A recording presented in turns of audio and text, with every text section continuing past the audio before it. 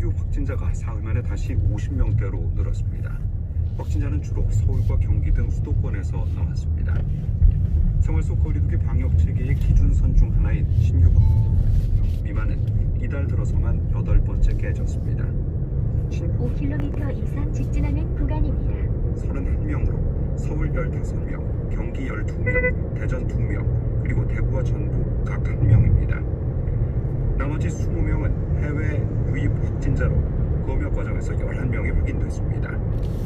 어제 사망자는 없어 지금까지 누적 사망자는 282명, 치명률은 2.23%로 나타났습니다.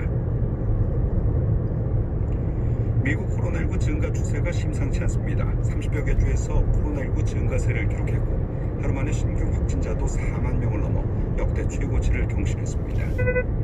백악관 코로나19 대응팀은 2달 만에 브리핑을 열어 추가 확산 가능성을 경고했습니다. 워싱턴에서 서정 특파원의 보도입니다.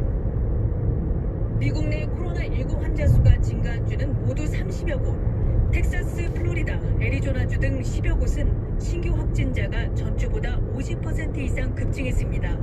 이를 신규 확진자 수는 밤사이 4만 명을 넘었습니다. 이 수치는 지난 4월 트럼프 대통령이 약 500m 앞 70km 구간입니다. 을 내놨습니다.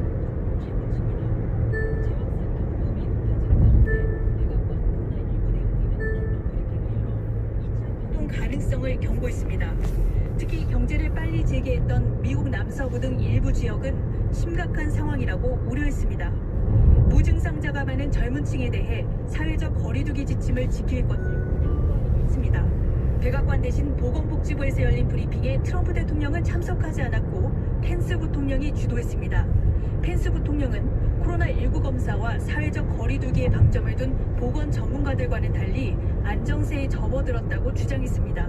코로나19 확산 우려에도 트럼프 대통령이 대선 유세를 개최한 것은 표현의 자유라며 두둔하기도 했습니다. 주말 뉴저지에 있는 골프장 방문 일정을 취소한 트럼프 대통령은 트윗을 통해 경제 봉쇄는 더 이상 없고 잔불도 곧 꺼질 것이라며 낙관론을 펼쳤습니다.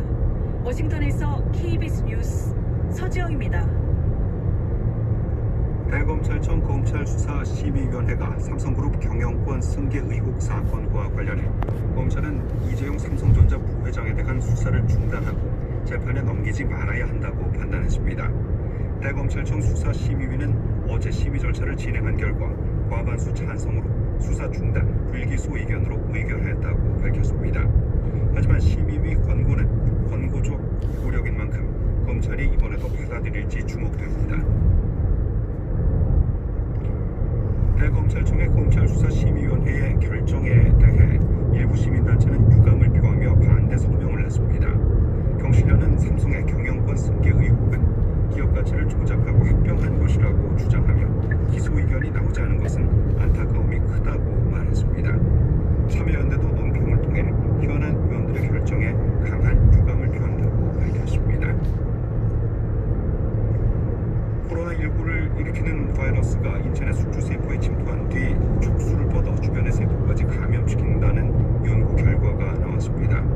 미국 캘리포니아 대학이 이끄는 국제연구팀이 현지 시간 26일 국제학술지 셀에 게재한 내용을 보면 코로나19 바이러스에 감염된 인체 세포가 바이러스의 명령에 따라 여러 갈래의 촉수를 뻗으며 악마와도 같은 변형을 일으킨다고 되어 있습니다. 감염된 세포는 가느다란 실 모양의 촉수를 만들어내고 이는 주변의 세포에 바이러스를 전파합니다. 바이러스는 통상적으로 숙주세포 내에서 유전물질을 만든 뒤 유전물질을 방출하는 방식으로 증식하지만 코로나19 바이러스는 촉수라는 무기를 하나 더 장착했다고 연구진은 분석했습니다. 오늘은 전국에 구름이 많이 기는 가운데 제주도에는 5에서 20mm의 비가 내리겠고 동해안에도 비가 조금 오는 곳이 있겠습니다. 경기 동부와 강원 영서에는 벼락이 치면서 소나기가 오는 곳이 있겠습니다. 내일도 전국에 가끔 구름이 많이 끼겠고 강원 영서와 경북 북부에는 오후에 소나기가 내리겠습니다. 내일 아침 기온은 전국이 18도에서 22도로 오늘과 비슷하겠습니다. 낮 기온은 전국이 24도에서 32도로 오늘과 비슷하거나 조금 높겠습니다.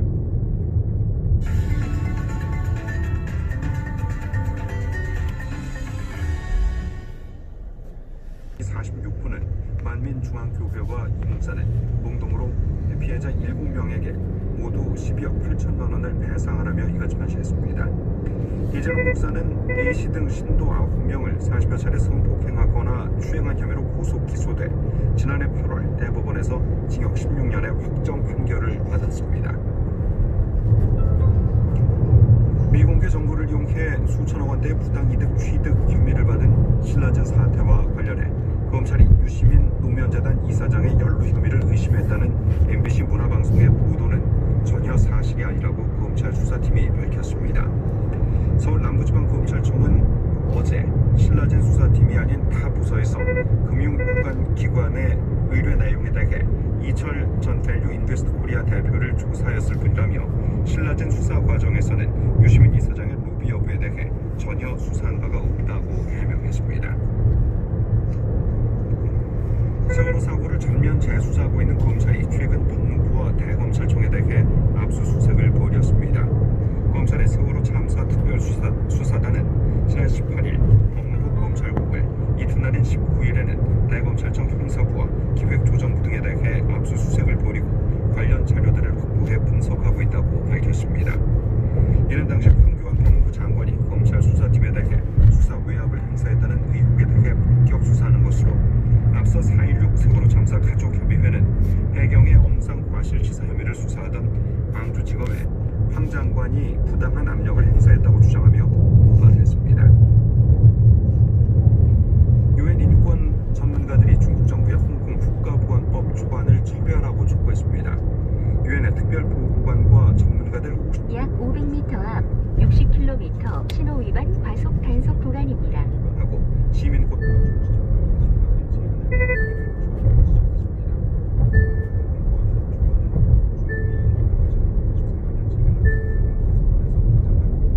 주민의 자치권과 기본권을 박탈할 것이라며 공정한 재판을 받을 권리를 훼손하고 중국 당국의 지시에 따라 자의적인 구금과 인권 옹호자들에 대한 기소도 급증할 것이라고 우려했습니다.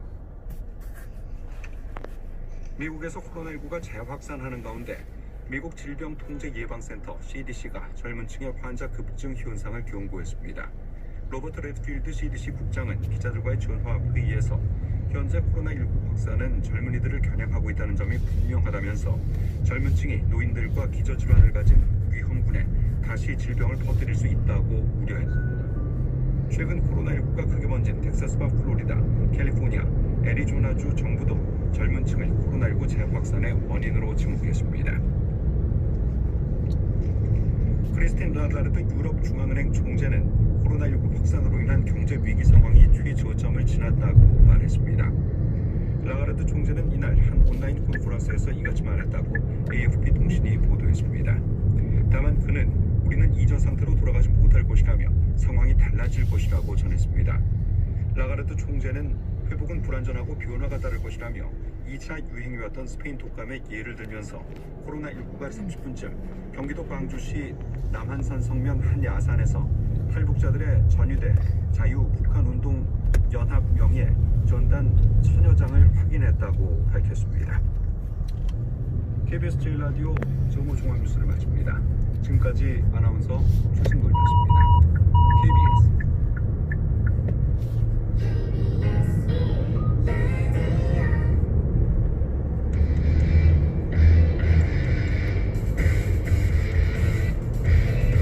왼쪽 두 번째 차로를 이용하세요. KBS 1라디오 주말을 위한 시사와 정보 서기철의 시사본부 약 500m 앞 60km 신호 위반 과속 단속 구간입니다. 안녕하십니까. 토요일 서기철의 시사본부입니다. 인천국제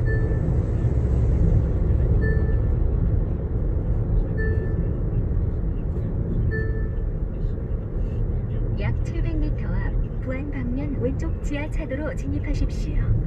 만에 20만 명을 넘는 동의를 받았는데 비정규직의 문제점을 모르는 건 아니지만 당장 자신이 처한 취업난 앞에서는 일자리를 빼앗기는 처사로 느껴진다는 그런 의견도 많습니다. 약 300m 앞 부안 방면 왼쪽 지하차도로 진입하십시오. 하다고 밝혔는데 코로나19 사태로 고용난이 더 심각해지다 보니까 잠시 후 왼쪽 지하차도로 진입하십시오. 잠시 후 시작하는 주간 뉴스 브리핑에서 보다 자세한 내용 보겠습니다.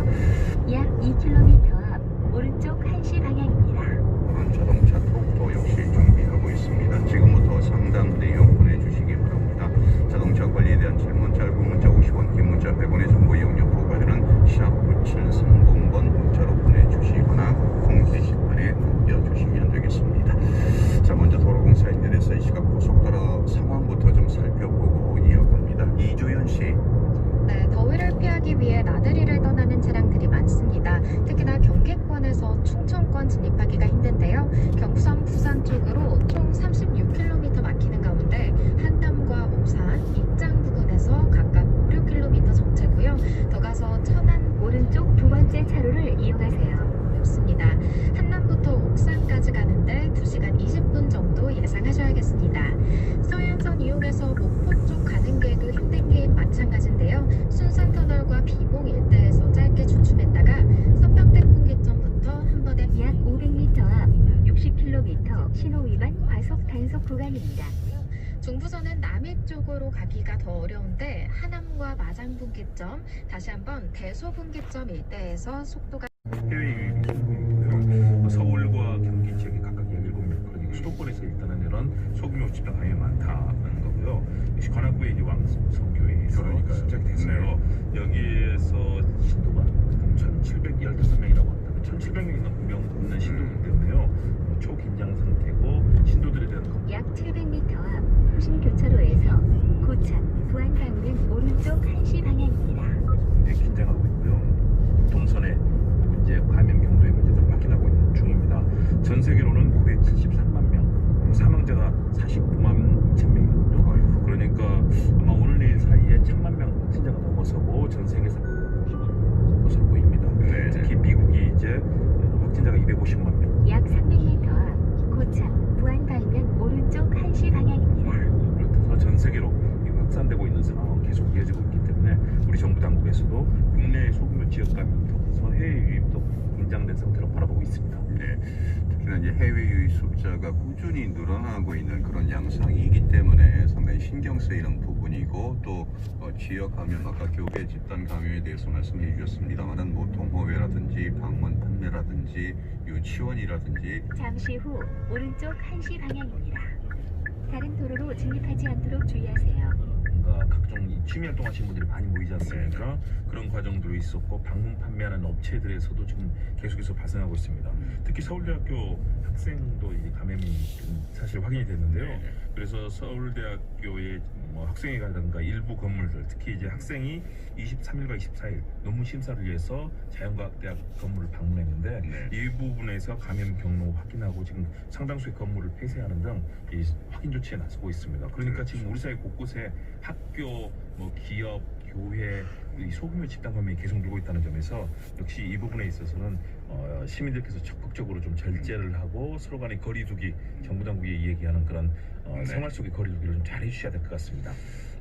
이게 참 코로나도 완벽하게 좀 틀어막아야 하는 입장이고 또 코로나 때문에 이어지는 경제 문제도 소홀히 할 수 없고 그래서 주말에 또 대규모 전국 행사 수십만 명 동행 세일이 또 열리지 않습니까? 바로 이런 점들이 하지 않을 수는 없으나 이를 통해서 또 코로나19가 번지는 거 아니냐 하는 걱정은 안 할 수가 없어요. 또. 그러니까요. 코로나 바이러스 때문에 죽느냐 아니면 생활고로 인해서 비관해서 죽느냐 여러 가지 선택할 수밖에 없는 그런 상황이 있다는 분들이 많이 있거든요. 그래서 정부에서는 대한민국 동행 세일을 7월 12일까지 개최합니다. 특히 주말에 굉장히 큰 상태로 열리는데요. 전통시장만 633곳이 참여하고 슈퍼가 5,000개 이상 전국 슈퍼들이 참여합니다. 그리고 백화점을 비롯해서 기업체, 산업단체를 비롯해서 정부와 각 기관들, 특히 대한민국 정부와 지자체 6곳이 이제 공동으로 참여. 5km 이상 직진하는 구간입니다. 온라인으로 이런 것들 서로 거래도 하고 매매도 해달라고 요청하고 있지만 실제로는 현장에서 많이 보일 수밖에 없거든요. 그렇다면 이렇게 거리가 좁혀지는 가운데 코로나19가 점점 더 확산할 가능성에 대해서 정부는 촉각을 곤두세우고 있는 것이고요.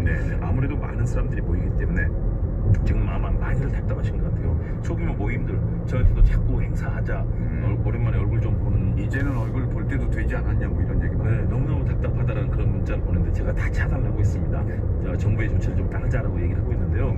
그러나 실제로 이런 모임들이 많이 열리고 있으면 저는 적극적으로 시민들께서 경각심을 발휘하시고 우리 주변을 살린다는 생각으로 이런 모임들을 가능한 자제하고 이렇게 온라인으로라도 서로 소식을 주고받는 정도로 자제를 해야 되지 않을까. 그렇지 않다면 우리 사회 공동체가 너무나 큰 위기에 놓일 수 있기 때문에 굉장히 중요한 시점입니다. 꼭 필요한 모임이라면 마스크라든가 손 세정제라든가 우리가 이제 생활 속에서 익숙해진 그런 조치들은 반드시 하는 그런 습관이 좀 필요하겠습니다. 그리고 또 한 가지 걱정이 전 세계적으로 이제 2차 대유행 얘기까지 나오고 있는 그런 상황인데 코로나 바이러스도 이제 변종에 대한 얘기가 많았습니다만은 코로나 바이러스가 들어와서 다른 인체 세포도 이제 전염시키는 일종의 좀비 세포 얘기도 나오고 얘기가 많더라고요. 그러니까요. 그래서 세계보건기구에서도 이 같은 상황에 대해서 경고하고 제2차 유행에 대해서 상당히 우려 섞인 목소리로 전 각국이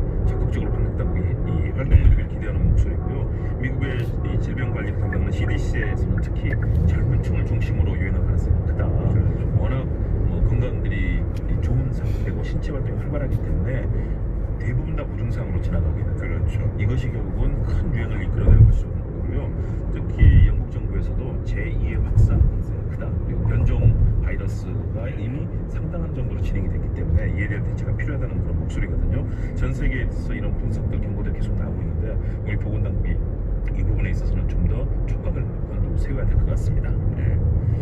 이제 코로나19가 이제 전 세계적인 상황인데 말레이시아 같은 데서는 또 여기다 댕기열까지 확산되면서 이중고를 겪고 있다는 그런 소식도 듣고 있습니다만은 우리나라의 경우를 보면은 안산에 있는 유치원에서 이제 집단 식중독이 발생했는데 이게 100명을 넘어가는 숫자예요. 그러니까 참으로 안타까운 일입니다. 이 유치원에서 아무래도 어린이들 같은 경우는 취약하지 않습니까? 네. 특히 연철의 급식의 문제점이 식중독으로 매년 나타나는데 문제는 대처 방식입니다. 당초에 14일에 관련되는 유치원 원화 중에서 이제 이상 증세가 보이는 상황이 있었거든요. 네네. 그리고 15일에는 그 증세가 악화되고 결국 16일에 이제 응급실을 잡고 하면서 이제 이 소식이 다른 원화들까지 이제 알려지는 상황이 됐는데 네네. 그런데 그거를 이 유치원에서는 16일이 돼서야 교육청이 일단 일을 알렸습니다. 그리고 아예 보건소에는 신고도 하지 않았습니다. 그렇죠. 그러니까 결국 학부모들은 이에 대해서 아니 우리 아이들의 건강 상태를 어떻게 다루는 것이냐는 그래서 알면서도 왜 아이들을 나오라고 하는 거냐. 그러니까 굉장히 분노하고 계시죠. 그래서 아마 법적 조치를 취하겠다는 학부모들의 목소리가 있고요.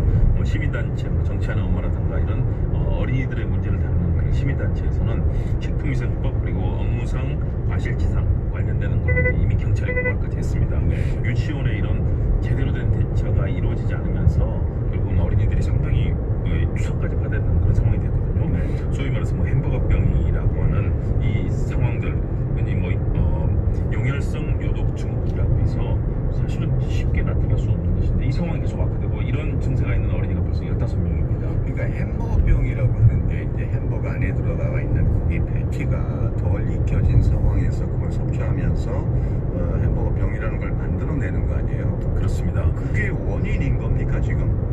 그런데 최종 원인은 또 아직 밝혀지지 않고 있습니다. 그래서 지금 정부에서 계속 원인은 아직까지는 확인이 되지 않았다. 그래서 학습 과정 중에서 어린이들의 접촉, 또 식사하는 과정 이런 것들 지금 정부 당국에서 추적 조사를 하고 있습니다.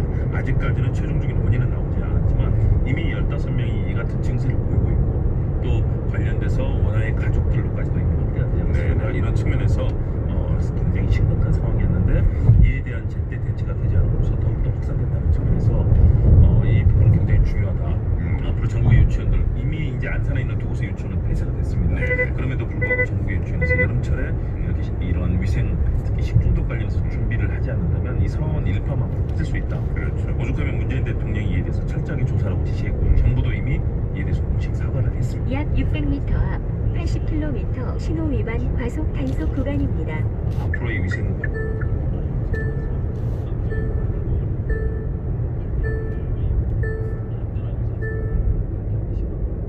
과제를 남기고 있습니다. 그렇죠. 그러니까 코로나19에 이제 정신이 팔려 있는 사이에 코로나19를 예방하기 위해서 뭐 사회적 거리두기랄지 뭐 손세정이랄지 이런 것 때문에 실제로 독감이나 뭐 안과 질환이나 이런 것들은 많이 사라졌다고 하는데 식중독은 먹는 문제니까 또 통로잖아요. 그거에 대한 생각을 많이 해야 될 것 같아요. 특히 여름철에는 이 급식이 이루어지고 특히 일선 학교에서는 유치원을 포함해서 일선 학교에서 많은 급식이 이루어지지 않습니까? 이 과정에서 뭐 부패한 음식이라든가 또는 기한을 넘긴 유통기한을 넘긴 그런 식재료들이 사용되는 경우 종종 발생했습니다. 이게 또 이제 발전하면서 인성 전염병으로 갈 수도 있고. 그러니까요. 그렇기 때문에 지금은 이런 학교 당국, 특히 어린이들을 다루는 유치원 같은 곳에서는 최대한 위생 또 안전 관리 신경을 써야 되고 원아들의 상태를 점검하고 또 자칫하면 여러 가지 사건 사고로 발생할 수 있기 때문에 조건을 먼저 세워야 되겠습니다. 예.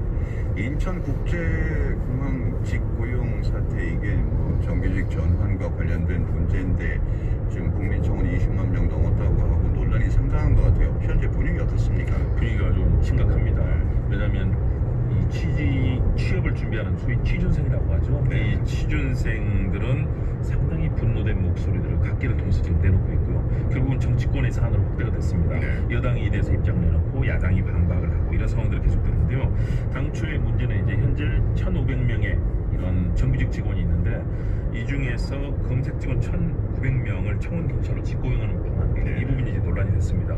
그렇게 될 경우에는 아무래도 역시 신규 직원 채용이 줄어들 것이다. 그렇다면 취업을 준비하는 학생들 입장에서는 우리가 사회로 진출할 수 있는 길이 줄어들고 있다. 비정규직을 정규직화하는 것은 이해하지만 이것은 너무나 심각한 청년 취업에 대한 문제를 제기하고 있다는 것에서 굉장히 큰 반발을 하고 있는 상황이고요. 예. 물론 일부 뭐 반대 목소리도 있습니다. 공기업에 취업할 수 있는 사람이 사실 그렇게 많지 않기 때문에 전체 상황을 다 반영하는 것은 아니다. 이런 뭐 반대 목소리도 있지만 그러나 취업을 준비하고 있는 학생들 입장에서는 굉장히 큰 박탈감 그런 절실함 같은 것을 표현을 하고 있고요.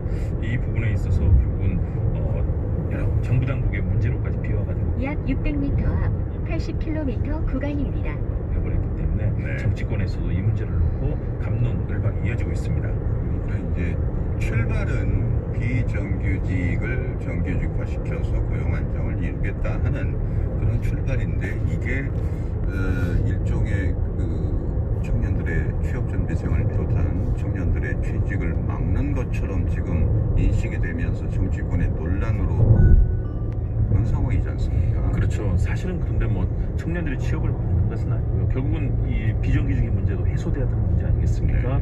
그동안에 같은 일을 하면서도 대우라든가 처우 또 월급이라든가 이런 측면에서 너무나 심각한 그런 형평성의 문제가 발생했기 때문에 우리 사회의 비정규직 문제는 굉장히 중요한 해결 방안 문제인데 이에 대해서 역시 청년들은 이 부분에 있어서 일자리가 점점 더 줄어드는 것 아니냐 이런 불안감이 있는 것이고요. 위기감 불안감 같은 그리고 특히 이 문제에 있어서 대안을 제시하는 것이 중요하다. 어떻게 하면 그러면 청년 취업을 늘리고 청년들이 사회에서 일할 수 있는 네네. 여건을 만들 것인가 이 부분에 대한 대안을 제시하라고 하는 그런 취업 준비 상들의 목소리가 있는 것인데 정부에서 어떻게 하면 이 부분에서 더 많은 활로를 뚫고 또 취업 준비생들이 현장에 진출할 수 있도록 방안을 만들 것인가. 그런데 지금 우리 고용 문제가 너무 심각하기 때문에 당장 눈에 보이는 행동을 찾을 수 없는데 네. 최소한도 이 목소리를 반영하면서 이 분노가 좀 잦아들게 할 수 있는 그런 정치적 행동을 모색할 필요도 있어 보입니다. 그러니까 비정규직의 정규직화라는 큰 문제도 취업 고용률 약 700m 앞 봉암교차로에서 변산 방면 오른쪽 방향입니다. 사실은 전체적으로 오른쪽 첫 번째 차로를 이용하세요. 문제 아니겠습니까? 그렇죠. 당연하죠. 왜냐면 지금의 비정규직 문제는 그동안 약 300m 앞 변산 방면 오른쪽 방향입니다. 또 동일한 그 직종과 동일한 현장에서 업무를 하고도 너무나 많은 차별을 받고 있는 현상을 좀 바꾸자는 것이었는데요. 많이 개선이 되고 있는 상황이었습니다. 그러나 결국은 정규직이 잠시 후 오른쪽 방향입니다. 계속 반복될 수밖에 없는데요. 그럼에도 불구하고 어떻게 하면 더 좋은 일자리를 만들고 또 일자리 하는 것들에 현장에서의 목소리들을 실제 정책에 현실화시켜낼 것인가 이것이 결국은 정치권의 능력과 국민의 목소리를 반영하는 그런 정치력이 달려있다고 봐야 되겠습니다. 네. 자 그리고 수사심의위원회 이제 검찰의 조직인데 이재용 삼성 부회장에 대한 불기소 권고 결정이 좀 많은 차이로 내려졌어요. 그러니까요. 전체 15명 5km 이상 직진하는 구간입니다. 결정을 내렸습니다. 그래서 이에 대해서 수사를 중단하고 불기소하라는 최종 결정을 수사심의가 내렸습니다. 물론 검찰이 이것을 받아들일지 안 받아들일지는 검찰에서 이제 최종 판단해야 되는데요. 네. 그동안 수사심의에서 어떤 결론을 내리면 대부분 검찰은 이에 대해서 따르는 그런 흐름을 보여왔습니다. 8번이 있었죠. 그러니까요. 네. 그렇기 때문에 강제 사항은 아니기 때문에 검찰이 이제 자율적으로 결정을 하겠지만 그러나 그동안의 전례로 봤을 때는 따라갈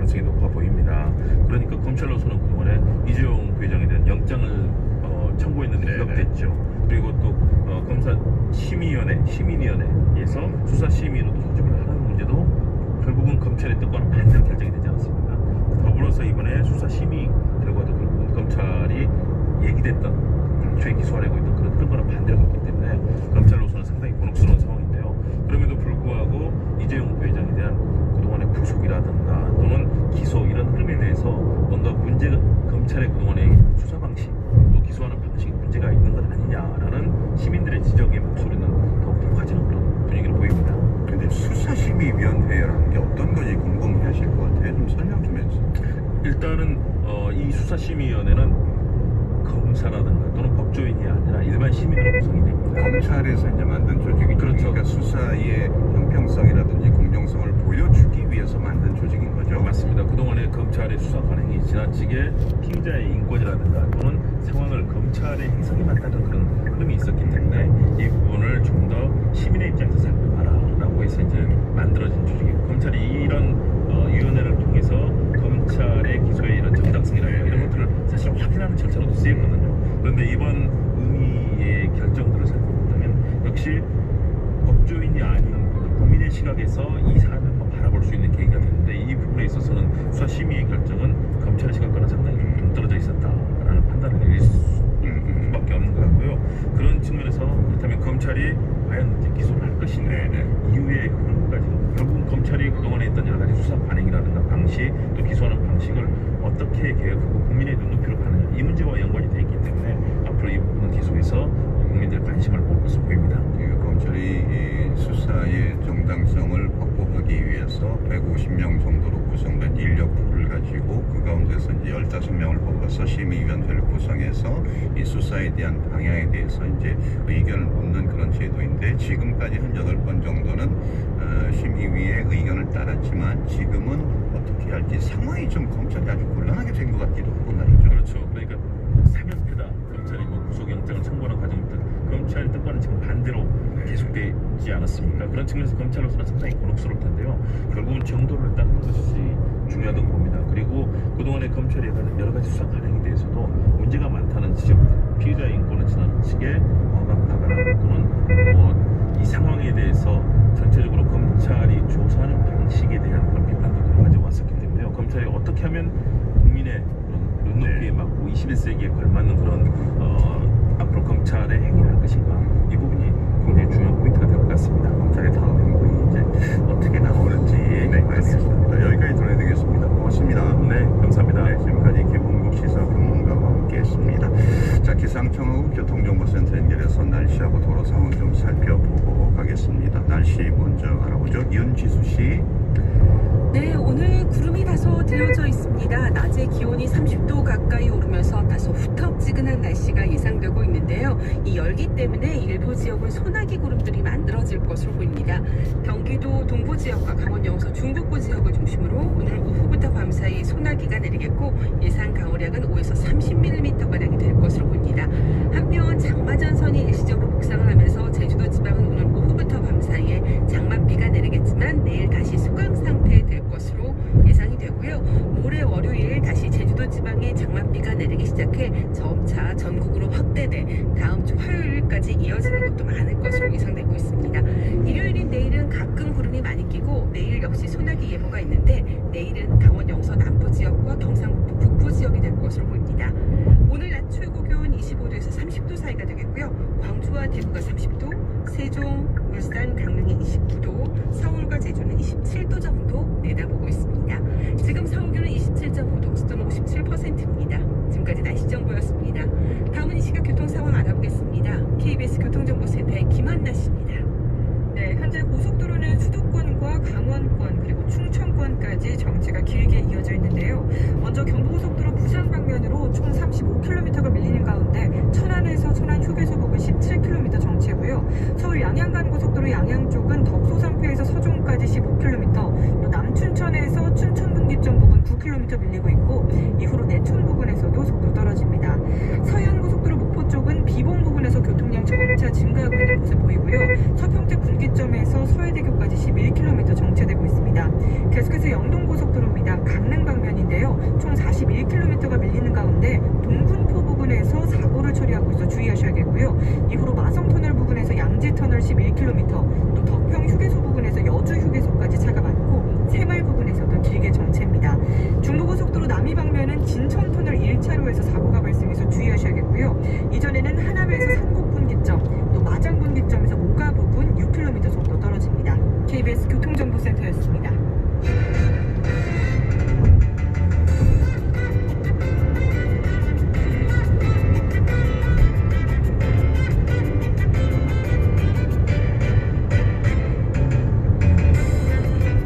자동차 명장과 함께하는 라디오 카센터 자동차 톡.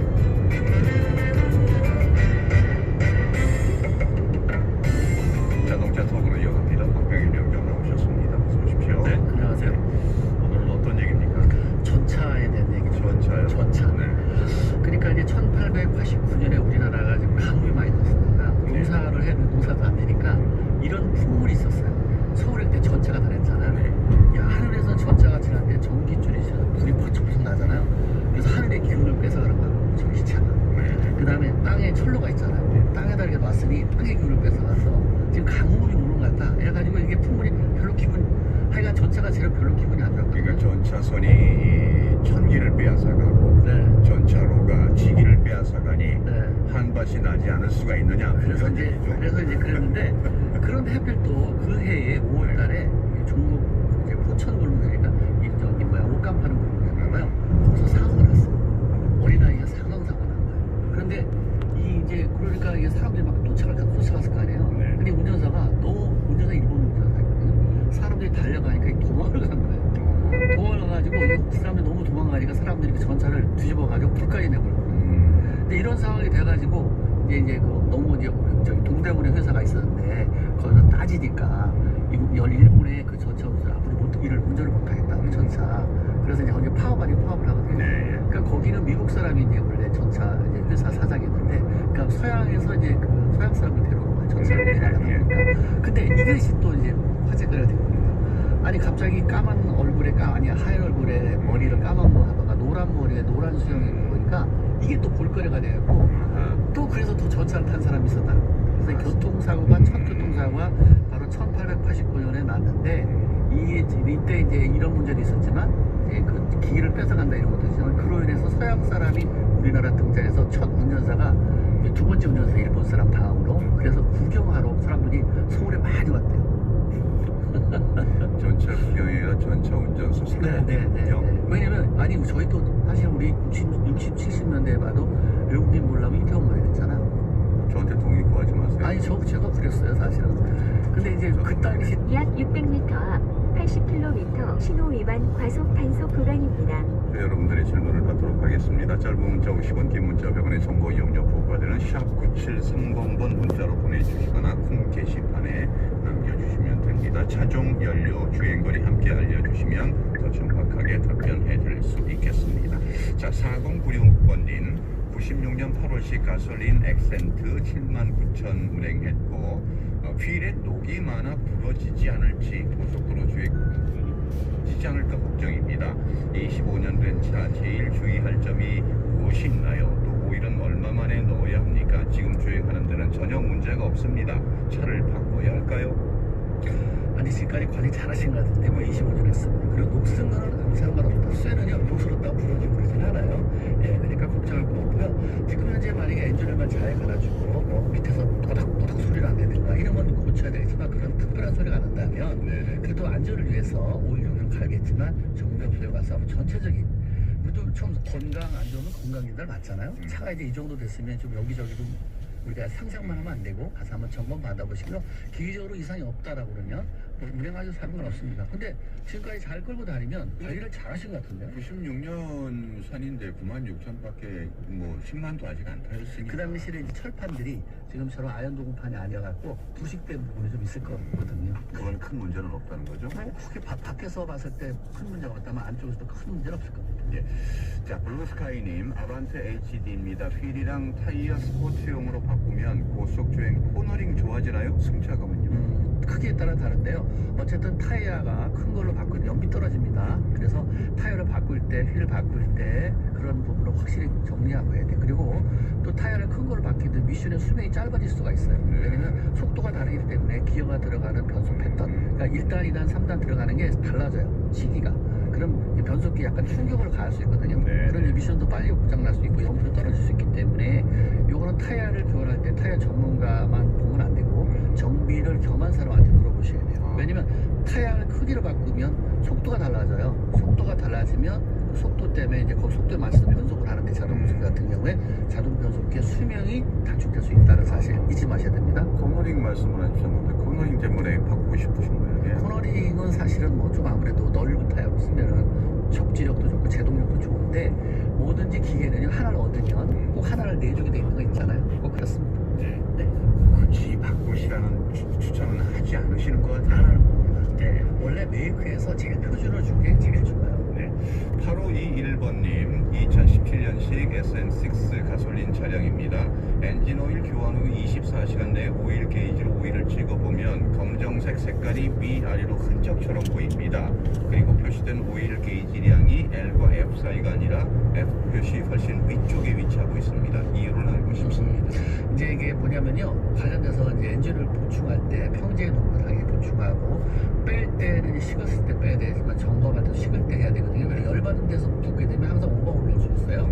그래서 원래가 이제 평지에 놓고 그 다음에 냉간대 찍어서 거기 맞는 걸 해야 되는데 원래 정상적으로 제일 높은 데도 뭐 안 되고 약간 내려가는 거 한 80% 선에 맞추는 게 원래는 엔진한테 제일 좋은 겁니다. 갑자기 이게 떠서요. 네. 0985번님이 최근 기아차의 급발진 문제가 있었는데요. 5분 정도 지속된 약 600m 앞 80km 구간입니다. 아, 예, 좋은 말씀이죠. 그 차 A 같은 경우는 급발진은 급발진인데 기존의 급발진하고 다르죠. 일단 2000cc 이하라는 것도 있었고 또 속도가 90에서 100km 쭉 갔던 거잖아요. 근데 운전자가 제어가 안 됐던 거잖아요. 그럼 뭐 그런 상황을 했을 때 어떻게 하냐. 거기 막 시동도 끈다, 뭐 기아 핸들 브레이크 당긴다 했는데 그 시간이 3km를 거리를 갔기 때문에 그런 조치가 나오는 건 짧은 거리 나오잖아요. 그럼 바로 시동을 끄는 게 좋아요. 브레이크는 한 번만 딱 밟아야 되고 브레이크를 한 번 밟았을 때 안 되면 그래도 꽉 밟고 풀브레이킹 하면서 시동을 끄는 게 좋거든요. 그러면서 시동을 끄기 전에는 뭐냐면 차를 만약 1차선이라면 2차선, 3차선 쪽으로 옮기고 나중에 옹벽이라든가 아니면 옆에 부딪힐 것을 생각해서 옮겨놓고 그 다음에 마지막에 시동 끄는 게 제일 좋아요. 근데 이제 거기서 보면 이제 기어도 이제 플러스 마이너스로 내리기도 하고 그러는데 그는 진짜 3km고 굉장히 내는 것도 짧은 순간에 내가 지어 못하면 브레이크를 자주 밟지 말고 한번 푹 밟고요. 그 다음에 핸들을 한쪽으로 옮겨서 한쪽으로 잘 움직인 다음에 공간 확보를 한 다음에 그 다음에 시동 끄시는 게 좋습니다. 근데 핸드브레이크를 잘못하면 차가 절대 쓰진 않아요. 왜냐면 발브레이크가 100개라 하면 핸드브레이크 20%밖에 안 되거든요. 잘 든다 그러면. 그래서 핸드브레이크는 정지된 차를 미끄러지게 하는 거지 차를 세울 수 있는 기능은 없습니다. 네. 믿지 마시면 안 돼. 핸드브레이크. 급발진 차량의 이상 상태가 생겼을 때는 중앙선 쪽보다는 가쪽으로 일단 차를 내리고 네. 언제든지 세울 수 있는 준비를 한 다음에 일단 브레이크를 밟고 네. 세게 그 다음에 시동을 끄는 거죠. 그렇죠. 시동을 끄면 브레이크가 안 밟히잖아. 아, 그러니까 지금 남아있는 지목을 쓰기 위해서 한 번만 꽉 밟아요. 왜냐면 발 띄었다 다시 밟잖아. 안 들으니까. 그렇죠. 그렇게 하면 거기는 지목이 확 줄어버리거든요. 그렇게 하면 더 안 들 수 있어요. 딱딱해져 버리니까. 예, 참고하시기 바랍니다. 네. 갑자기 요즘 있던 일이라 네. 질문이 들어와서 말씀을 드렸고요. 3119번님 약 700m 앞 우회전입니다. 10입니다. 비올 때 운전하면 운전석 문짝 열 때마다 끽 소리가 납니다. 맑은 날에는 언제 그랬냐는 듯 졸음하고요. AS 가면 브리스 발라주는 게 다인데 아마 운이 약간의 좀 뒤틀릴 수도 있어요. 왜냐면 거기 장식이 있잖아요. 거기에 보면 요새 이제 그리스 말고 약품이 있거든요. 그거 이제 유란 약 300m 앞 우회전입니다. 이게 살살 닳으면 되는데 어떤 분들은 좀 세게 닿는 분 있잖아요. 그러면 약간 뒤틀리면서 약간 풍절음도 날 수도 있고 또 약간의 할 때마다 끽끽 나기도 해요. 그럼 만약에 비 왔을 때 만약에 괜찮다라고 하면 비 왔을 때 끽끽 예, 그래요? 네. 그렇다면 이제 그 몰딩이라든가 이거 상태가 안 좋을 수 있으니까 한번 보시기 바랍니다. 근데 날 좋으면 뭘 좋아? 그런 게 뭐 다른 데 가서 여기서 신나라에 놀라는 거고 잠시 후 우회전입니다. 그쪽을 좀 보내는 만약에 조수석이 안 나고 운전석만 난다면 대부분이 문짝이 살짝 떠야 돼. 어떤 분은 꽉 나는 분 있죠. 그래서 조금씩 오셨다는 느낌입니다. 약 2km 앞 우회전입니다. 43,000km 되었습니다. 중고로 구입했습니다. 엔진 소리가 디젤 엔진 차량처럼 많이 납니다. 어떻게 해야 하나요? 일단 이 차는 원래 좀 소리가 많이 나요. 그래서 오른쪽 첫 번째 차로를 이용하세요. 한 7, 8천에 가시고요. 그다음에 등급을 조금 좋은 걸로 하시고요. 아침에 꼭 워밍업을 해주시는 게 좋을 것 같아요. 여름이니까 1분. 네, 1분. 금산 해수욕장입니다. 네, 맞죠? 네, 맞습니다. 차가 엄청나게 많습니다. 6403번님 17년식 모닝입니다. 주행거리는 6만인데 엑셀 반응이 너무 느립니다. 오르막에서는 에어컨도 끕니다. 진단 부탁드립니다. 엑셀 페달이 느리면 힘이 좀 없다는 얘기죠. 그리고 이제 페달이 요새는 그 안에 전기가스로 되어 있어요. 이게 무거울 수가 있어요. 그럴 수가 있거든요. 이제 그렇게 돼서 그런데 이제 만약에 에어컨 온도 같은 거 약간 자동으로 꺼요. 왜냐면 그 힘을 가지고 원래 배기량이 낮은데 그래갖고 올라갈 때 차가 더 힘이 없을 거 아니야. 그렇게 끄고 그 다음에 내려오면 다시 켜지는. 요새는 그렇게 돼 있으니까 그 시스템은 어쩔 수 없어요. 네, 요새는요 배기량이 낮은 차 같은 경우는 이제 언덕 올라가잖아요. 그 에어컨 꺼버려요. 그래서 뜨뜻한 바람은 안 나오더라도 찬바람이 안 나온다는 얘기하고요. 그 다음에 표지가 다시 켜지거든요. 근데 원래 시스템이 요새 그렇게 돼 있어요. 근데 배기량이 큰 차량들도 문제가 있으면 언덕 올라갈 때 이렇게 힘 빠지고 제대로 힘 못 받고 뭐 그런 경우 많잖아요. 그렇죠. 되게 무거워. 것이 사실은 요새는 인젝터가 불량도 있겠지만 합성유제 카본도 있지만 요새 디젤차 같은 DPF에 그 안에 이제 슬러지들 많이 껴서요 매연들이 그래서 안 나가는 경우가 많아요. 그러니까 대부분의 차가 예전보다 힘이 없다 그러면 스로틀 바디나 아니면 그 흡기 매니폴드에 카본이 많이 꼈다 이게 되는 거고 그 다음에 더하면 연료 인젝터에서 연료를 제대로 뿌리지 못한다 이런 얘기입니다. 언덕 올라갈 때 안 올라가면 편하거든요. 알겠습니다. 노래 한 곡 듣고 이어가죠. 이지연이 부릅니다. 바람아 멈추어. 약 700m 앞 변산 교차로에서 우회전입니다. 오른쪽 두 번째 차로를 이용하세요.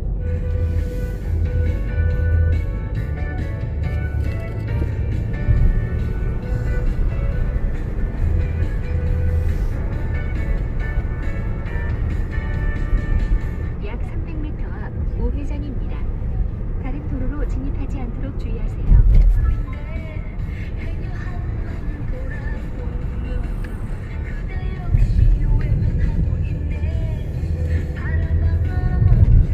잠시 후 우회전입니다.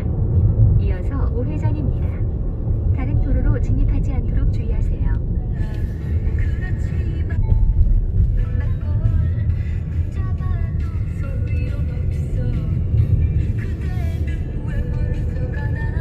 잠시 후 우회전입니다.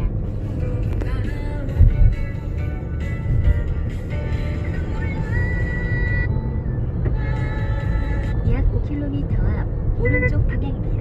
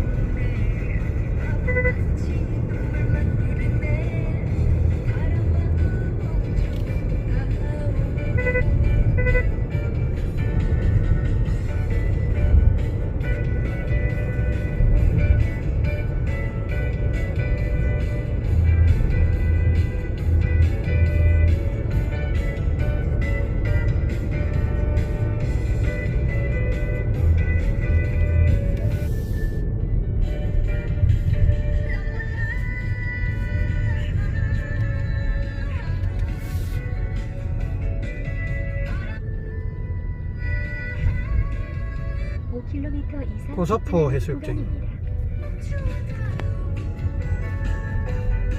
잘 많다. 잘 많습니다.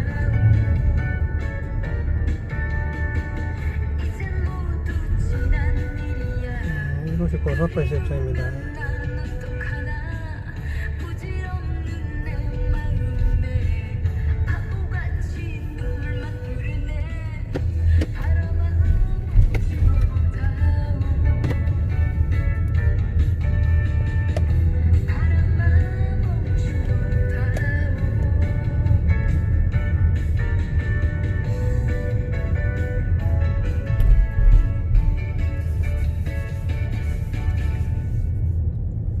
자동차 또 계속 이어갑니다. 3220번님 1톤 냉동 탑차입니다. 28만 킬로고요. 에어컨을 틀 때마다 띠익 하는 벨트 끼는 소리가 납니다.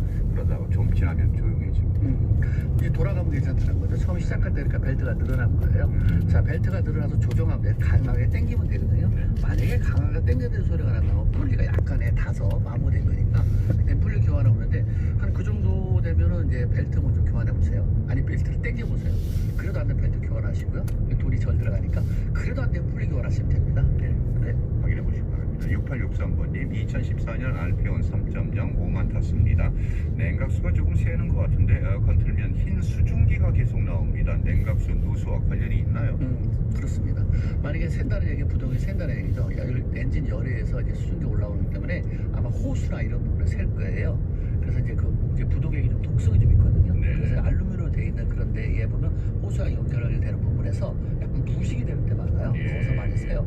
그래서 한번 식었을 때 부동이 흐르면 자국이 나와요. 네. 자국이 꼭 나오니까 자국 좀 보시고 만약에 발견하기 어려우면 정비업소에 가서 차 이렇게 들고 상하로 보게 되면 잘 수 있을 겁니다. 근데 잘못하면 이게 수증기가 나온다는 결국 불이 죽게 될 것이고 잘못 오버히팅을 하게 되는 고속도로 갈 때 그러면 엔진이 크게 망가질 수 있으니까 미리 가서 점검해보는 게 좋을 듯합니다. 미리 좀 확인해 보십니다.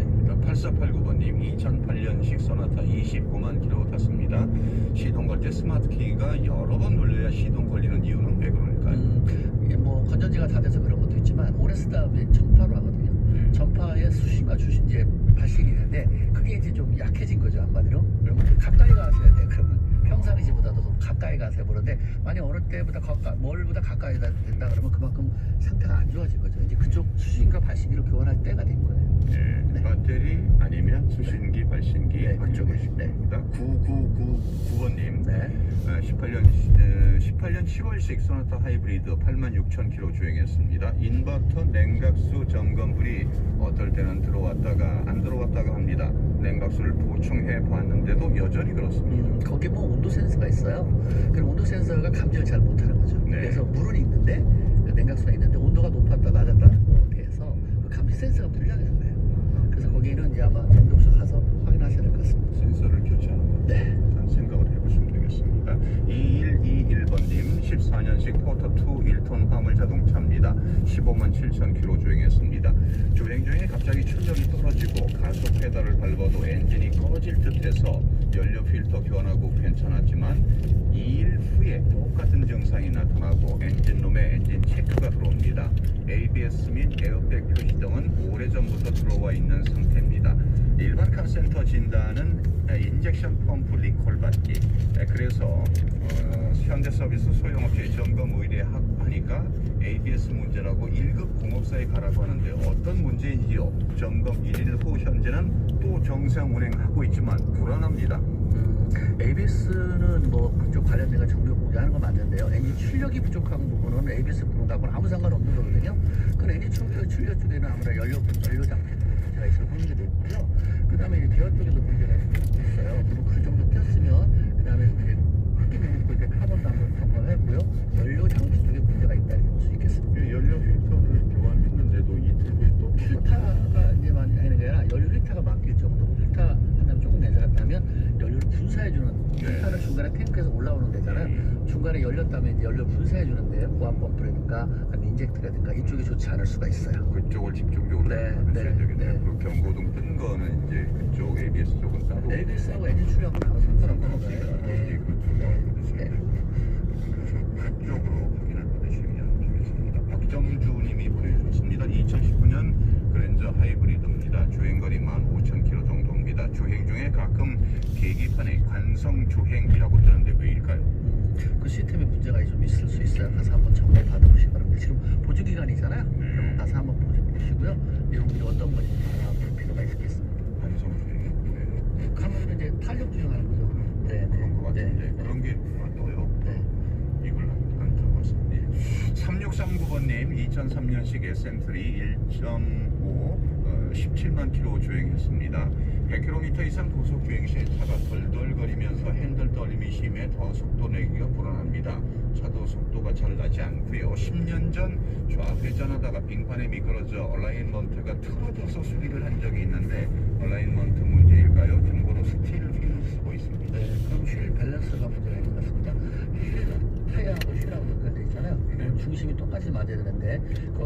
밸런스가 안 맞으면 그렇게 넣을 수 있습니다. 네. 얼라이먼트는 뭐 그 나중에 타일 교환하거나 타일가 편마모금은 교환하지만 그런 것이 편마모 안 졌다라면 얼라이먼트를 안 보셔도 되는데 네. 휠 밸런스는 뭐 간단한 거고 가격도 싸니까요. 한번 앞에 보시기 바랍니다. 휠 밸런스 일단 네. 한번 보드려보겠습니다. 9472번님 코란도 스포츠 14년형 40만 킬로입니다. BSI 6단 미션 문제로 체크받았는데 미션 교관은 비싸군요. 400만 원. 비용 부담이 있어서 전문 업체를 통해서 미션 리빌딩 하려는데 1년 보증이라고 합니다. 장기적으로 봤을 때 문제 없을까요? 비트라 6단 미션 문제 해결 가장 좋은 방법은 없을까요? 수요가 제일 높죠. 근데 이 비용이 리빌드 같은 다 반값 가니까 반값이라는 거. 예. 그러니까 그게 더 나을 것 같아요. 왜냐면 연도도 좀 됐잖아요. 네. 그러니까 뭐 리빌드 하는 게 뭐 괜찮을 것 같습니다. 그리고 리빌드는 그 대부분 멜머리 쪽에 문제가 많으니까 요새는 리빌드 워낙 잘해요. 네. 재생으로 수리하는 게. 예. 그러니까 그쪽으로 일단 시도를. 네, 새거 하는 건 너무 부담스럽죠. 네. 0075번님 2011년 8월 출고 뉴 카니발입니다. 땡볕에 장시간 주차한 후에 운행하면 처음에 엔진부 어디서인지 꿀럭꿀럭합니다. 조금 운행하면 그런 현상이 없어지는데 왜 그럴까요? 요새 물이 냉각계통이 예전하고 냉각 순환계통이 예전에 달라요. 그럼 물이 올라갔다가 내려갔다 하는데 그 물이 흘러가는 소리가 꿀럭꿀럭해요. 그러니까 우리 예전에 배고플 때 배에서 꾸룩 나는 소리 있죠? 아니, 아빠 보셨구나. 그러면 꾸룩 나는 소리 그런 소리가 차이 나요. 예, 자동차가 배가 고파서 그런 게 아니라 요새 물이 흘러가는 소리라고 보시면 됩니다. 크게 신경 안 쓰셔도 아, 돼요. 예, 네. 알겠습니다. 오늘 여기까지 하겠습니다. 고맙습니다. 네, 감사합니다. 네, 자동차톡 박병일 명장과 함께했습니다. 자, 1부는 여기서 인사드리고요. 1시 정각 2부로 이어갑니다.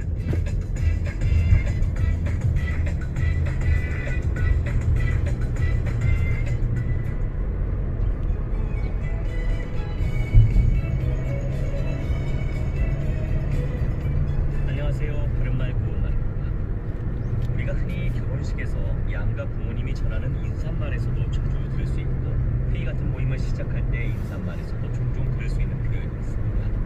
그것은 바로 바쁘신 와중에 참석해 주셔서 감사합니다라는 내용인데요. 위와 같은 상황에서 이런 표현을 사용하는 게 먼저 살펴봐야 합니다.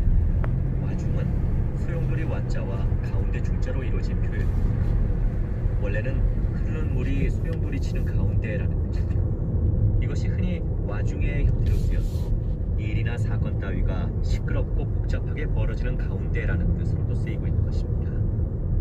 예를 들어 많은 사람이 전란의 와중에 가족을 잃었다. 또는 일부 정치인들이 코로나19 와중에 제주도로 워크숍을 다녀와 비난을 받고 있다. 이와 같이 말할 수 있겠습니다. 말씀드린 예문에서처럼 전쟁으로 인한 난리라든지 코로나 바이러스가 세상을 어지럽게 하고 있는 상태는 흐르는 물이 소용돌이 치는 것과 같은 어지러운 상황이기 때문에 와중에라는 표현과 잘 어울립니다. 그런데 바쁘다는 것은 물이 소용돌이 치는 것과 같은 어지러운 일과는 거리가 있다고 할 수 있습니다. 따라서 이와 같은 상황에서는 바쁘신 와중에라는 표현을 쓰는 것보다 바쁘신 가운데나 바쁘신 중에 또는 바쁘신 데와 같은 식의 표현이 자연스럽고 매끄럽게 됩니다. 바른말 고운말 아나운서 이규봉이었습니다.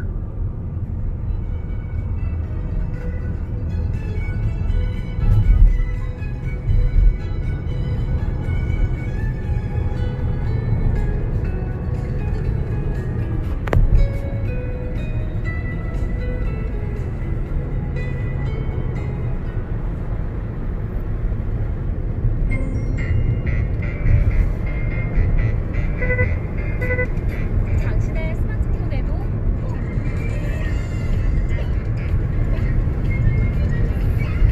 여러분의 스마트폰에 아직도 콩이 없나요? KBS 라디오 어플리케이션 콩이 여러분을 기다립니다. 콩을 통하면 전 세계 어디서나 KBS 라디오 프로그램을 즐길 수 있고 간편하게 다시 듣기도 할 수 있어요. 약 700m 앞 우회전입니다. 보이는 라디오로 보기도 하고 요금 걱정 없이 메시지도 보내보세요. 다양한 팟캐스트도 여러분을 기다리고 있어요.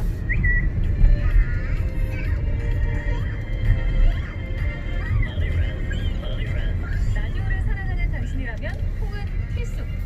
지금 바로 플레이스토어나 앱스토어에서 다운받으세요. KBS 콩을 심으면